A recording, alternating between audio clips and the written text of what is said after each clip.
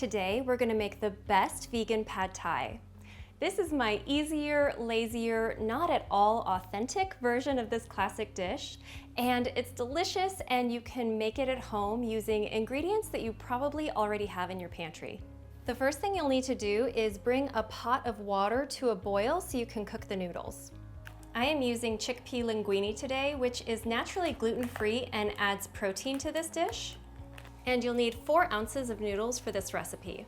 You can also use more traditional brown rice pad thai noodles if you would rather do that. I always break up the noodles with a fork as soon as I start cooking them so they won't clump together. I'm bulking up the rest of this dish with half of a head of green shredded cabbage. Now this is one of my favorite little tricks for making a pasta dish healthier. You can replace almost half of the noodles in a recipe with green shredded cabbage, and when it cooks down and you add a sauce, you can hardly tell that half of your plate is vegetables. And now I'm going to cook that shredded cabbage in a separate skillet over medium-high heat. I am adding about a tablespoon of olive oil just to help prevent sticking. And I'm going to stir this occasionally, but while this is cooking, I'm going to go ahead and make our sauce. To make this vegan pad thai sauce, you'll need 3 tablespoons of tamari, which is a gluten-free soy sauce.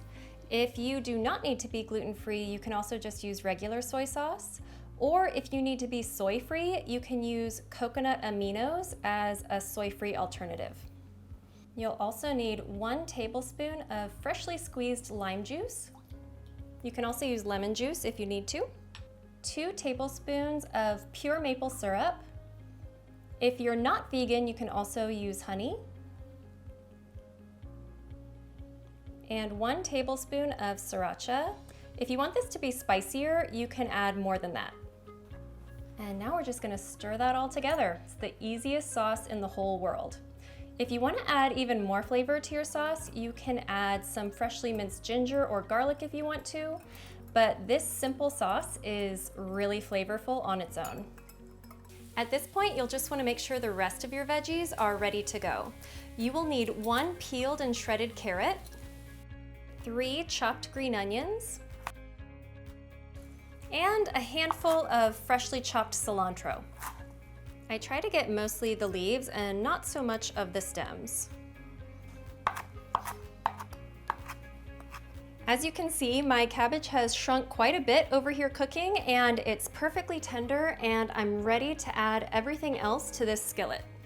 I'm gonna go ahead and add those drained noodles, the shredded carrots, the green onions,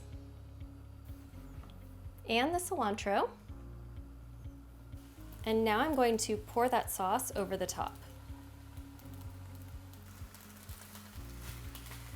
And now you just have to stir everything together until it's heated through. And I think this is easiest to do with tongs. You can hardly tell there's any cabbage in this dish at this point. And now you're going to top it with some crushed peanuts for extra crunch. I hope you'll enjoy this recipe the next time you want some healthier comfort food at home. And you can always grab the printable version over on my website, detoxanista.com. If you like these kind of videos, be sure to subscribe to my YouTube channel and check out my other videos for more quick and easy real food recipes.